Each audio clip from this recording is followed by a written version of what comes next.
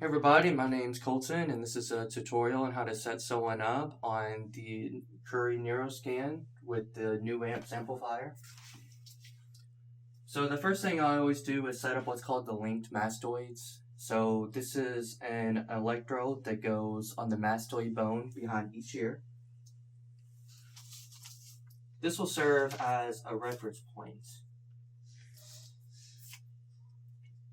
So since there's two electrodes, when we use them as a reference, what the software does is it actually adds the activity from the two together and then divides it by 2.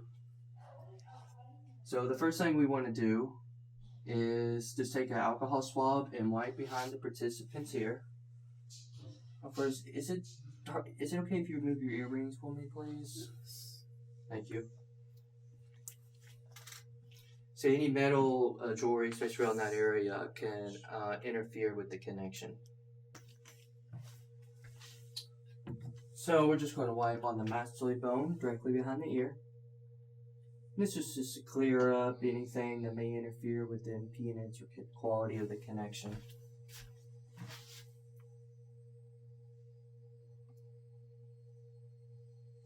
Now, not all experiments actually need the linked mastoid. It really depends how you're trying to analyze your data. In my case, I'm doing ERPs. I do recommend linked mastoids, especially for ERPs, based upon prior research.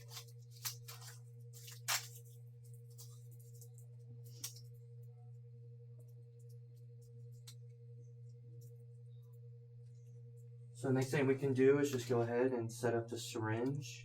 You can actually get this done before the participant gets in.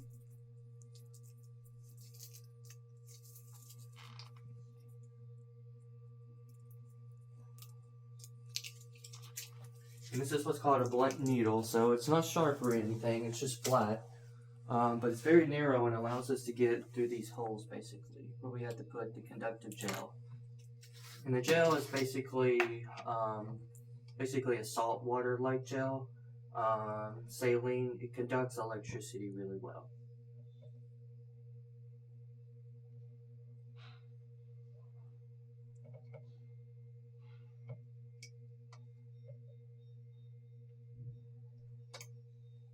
So after filling that up, what we're going to do is we're going to apply the, I don't know, it's a type of sticker to each linked mastoids. If you can come closer and show this, please. So all you'll do is just take it off the side like this. And then you just want to get it centered on there.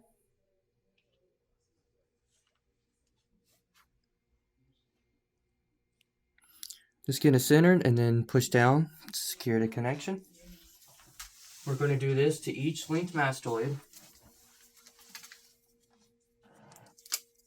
So now that we have the sticker in place there, I'm actually going to go ahead and fill this up a little bit with some gel. Just to get it some on there initially. It makes it a bit easier when we go to actually get the impedance down.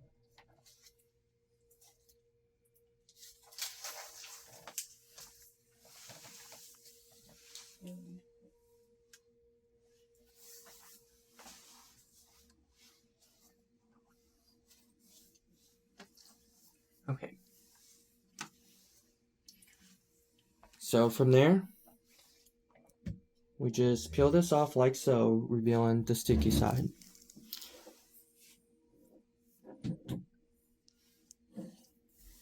As you place it on the participant, you want to be sure you get their hair out of the way. And then you can feel the mastoid bone like so. And just place it on gently, making sure you make a secure connection around all the sides.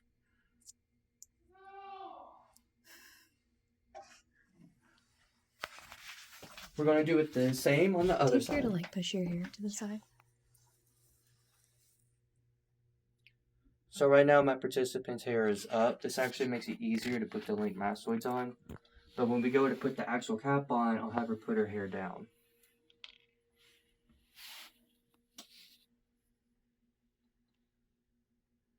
It doesn't have to be exactly parallel on each side. You get it just relatively as close as possible.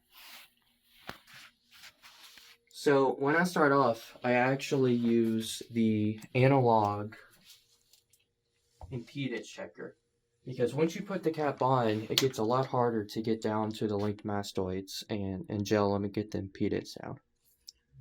So it doesn't matter which one you put in where. I just put the left in here because it's, it's closer. You want to be sure this is on contact with the kilo ohms symbol and just power it on.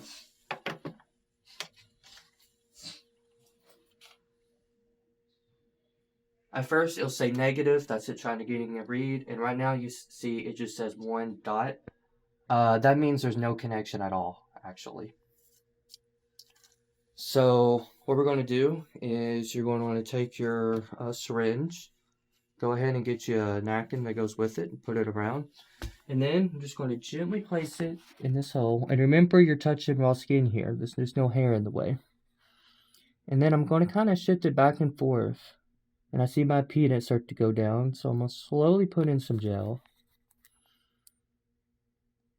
And I like to circle it around a bit to try to find a place where if you put gel in, it'll drop significantly. But now, since I'm just starting out, I don't know which mastoid is much weaker. We're looking at the impedance between the two mastoids. And we want to try to get this number here below 20. A lot of studies will go for below 10, even below 5. I think below 20 is more practical, but you also have to keep in mind that the impedance tends to drop as the gel settles. So you can see as I work with this one here, the impedance really starts to drop.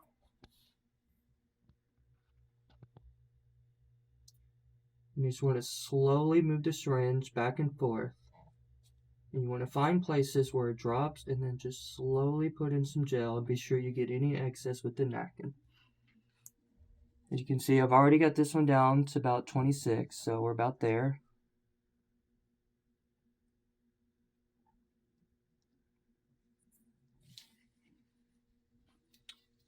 So I'm just at 20 now, which is good.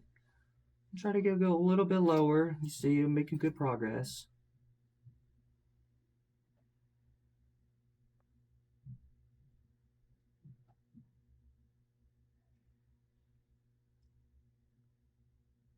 And again, you want to move around that syringe a bit till you find a place where it really drops. And then very slowly put gel in that region.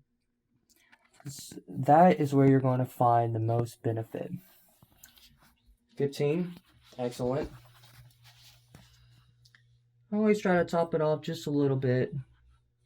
Just see if it can get a little bit lower, but also just for stability over time.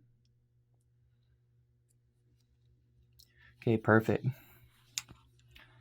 So once you get the impedance down on the analog checker with your 2 linked mastoids,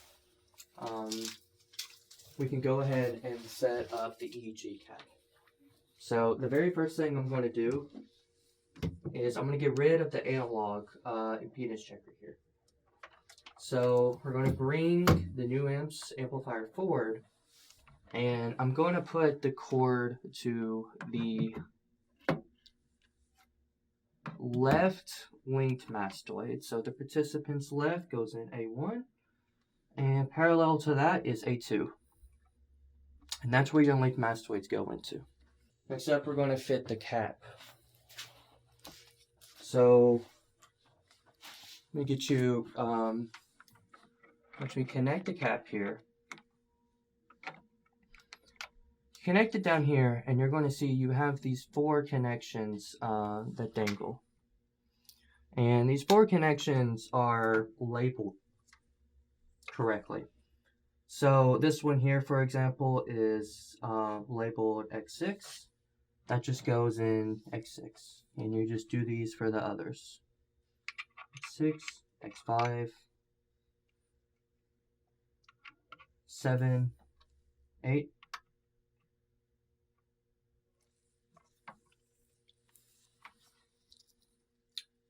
Can you go ahead and put your hair down for me, please? Thank you. So when we fit the cap, we first want to just lay it out like so in your hand. FP1 and FP2 are going to be at the front, and now you're going to have these just above the eyebrows generally. They go down quite a bit on the forehead, but there is no perfectly sized head, nor is there a perfectly sized cap.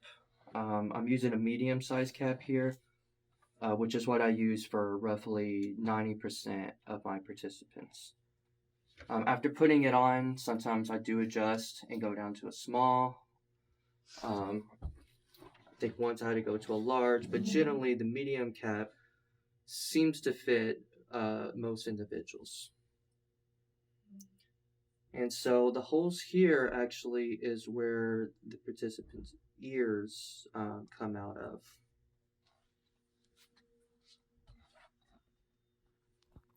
So you want to go ahead and just fit it around their ears, and let me know if there's any discomfort or anything, okay? Okay. And thank you again so much for your time. I really appreciate it. And this is the chin strap, so it goes around the chin. So again, you may have to push it forward a bit to get their ears out. I'm going to go ahead and connect the chin strap, but a lot of times I end up readjusting it, like so. And so I'm going to have you lean back for me, please. Thank you. The first thing I like to start with is just putting FP1 and FP2 down at the eyebrows, just above the eyebrows here. And then work the way around.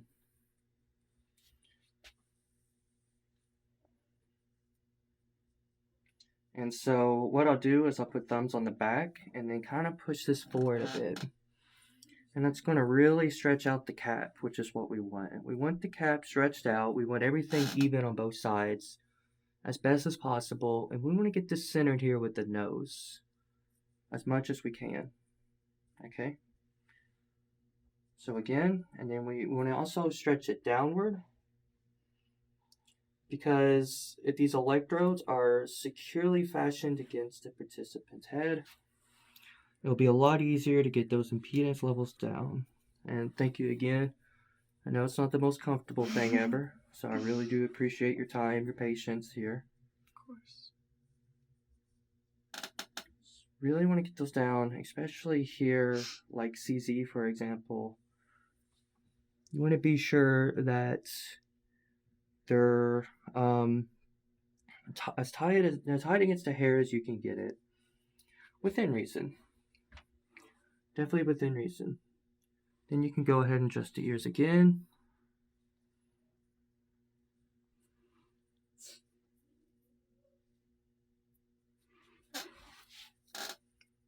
Okay, like so here.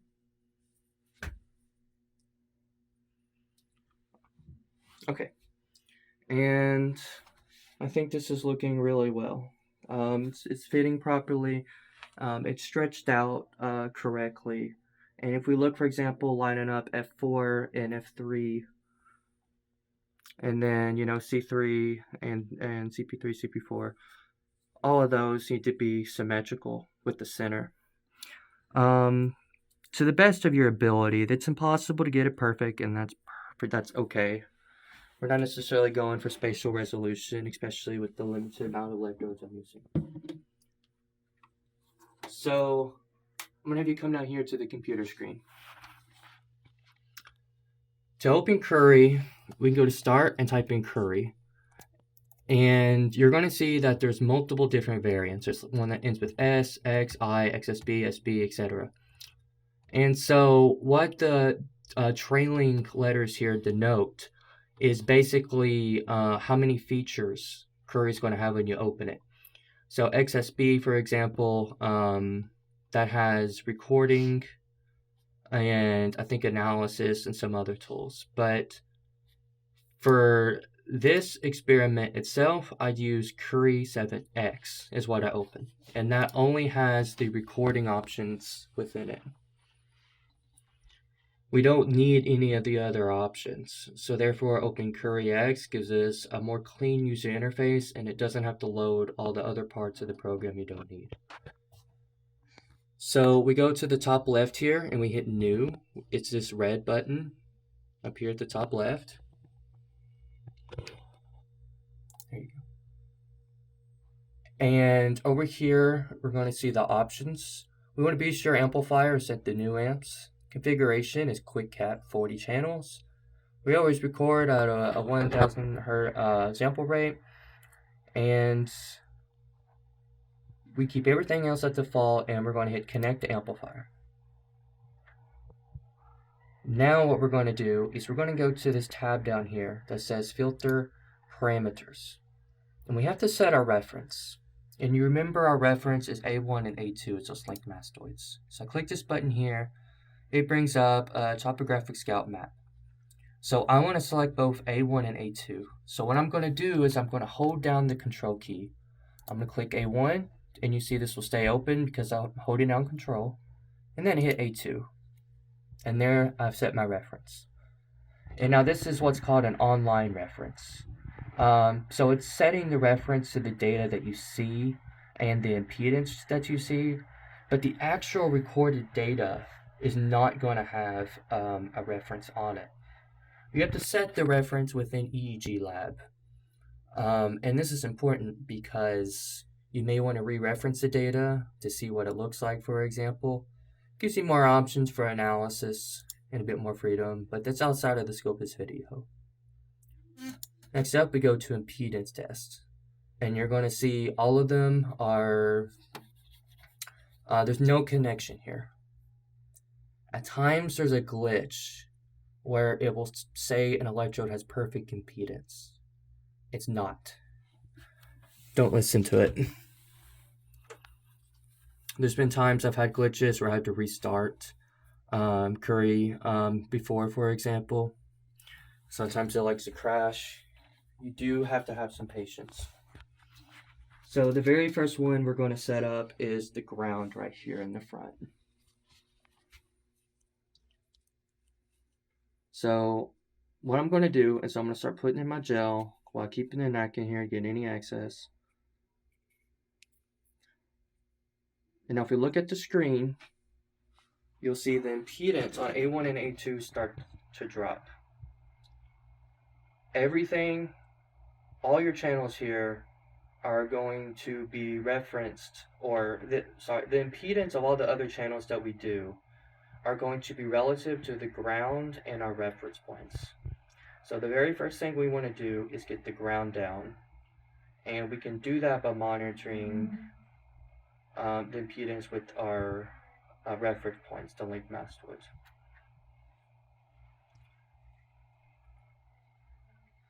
And again, just a tip,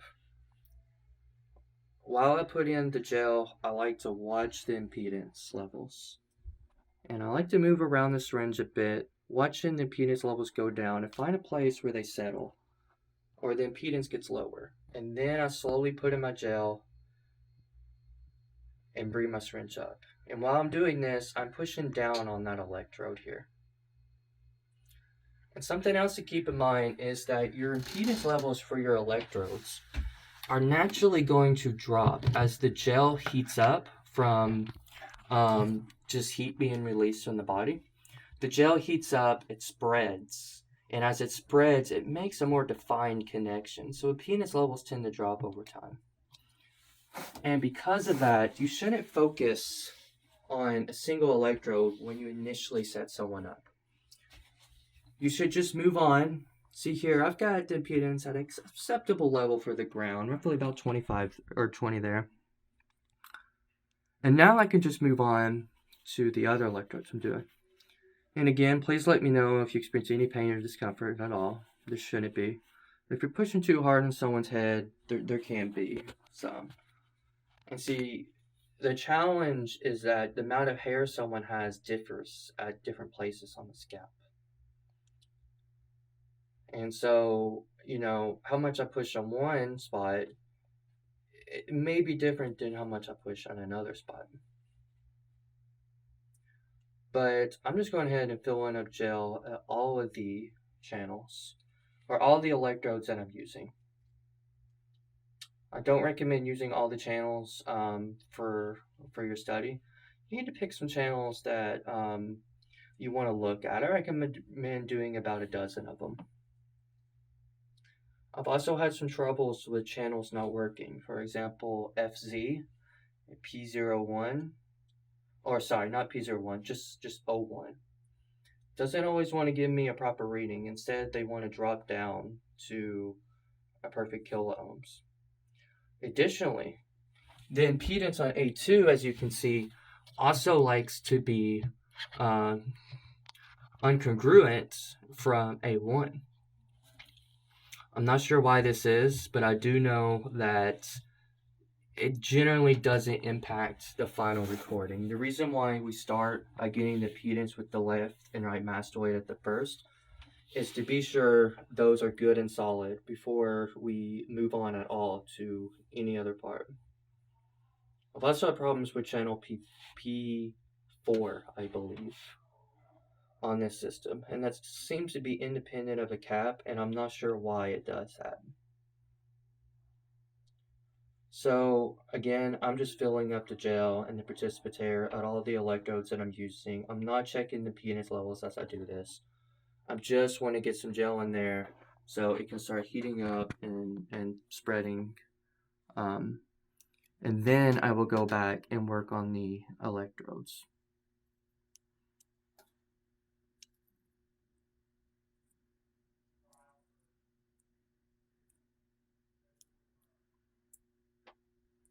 So you want to do this until you get the impedance level on all your channels at approximately below 20. Okay, everybody, once we get the impedance down to an acceptable level, again, I went for below 20 here. You see, they're all sitting around 15, which is okay-ish. The good thing is that they tend to drop throughout the study, and even at this 15 to 20 impedance, I seem to be getting good data, and you'll find other studies to help back this up. You just have to do a bit more cleaning of the data. So what I do is I use snipping tool here, and I take a picture of the participants' impedance levels. This way, whenever I'm going through the data, if something looks off, like a bad channel, I can go back and check its impedance levels. Anyways, I'm going to go ahead and stop the impedance test. And here it's basically saying that some of my channels are above the threshold of 1,000 kiloohms. I didn't connect those channels up, which is why it's saying that. But I'm not going to deselect them right now. So I can go over here to FP1, right click and hit show this channel only. And then, do you mind blinking for me, please? There you go. We're getting some good eye blinks here. And this really shows you that you're getting data in and what kind of quality the data is too. This data is looking okay, but you can see how these bars here, the amplitude jumps quite a bit. The more defined the lines are and the blinks, generally the better quality data. But I think this here is acceptable, especially for the research I'm doing. So I'm going to go back and I'm going to go ahead and hit record to start recording. And I'm going to go ahead and run my experiment. And so this is a custom coded experiment, but it uses the same methodology as my E' event recorder. So I'm going to show you briefly. If we look at the top here, what's going to happen is my software is going to record a single event. And there it is right there. It's hard to see. It just says response 9. It doesn't matter really what it says. But the important thing is that that is a single event. It's time-stamped. My experiment knows when that event took place. This is the only event that's going to occur in this whole recording data file. My software records its own events, and what it does is we correct the time. We take this data file, and we figure out when this event took place, and I put that into my program, and my program outputs an event list for me that can then be imported in the EEG lab. But that's it for this video tutorial on how to hook participants up, and thank you again for watching.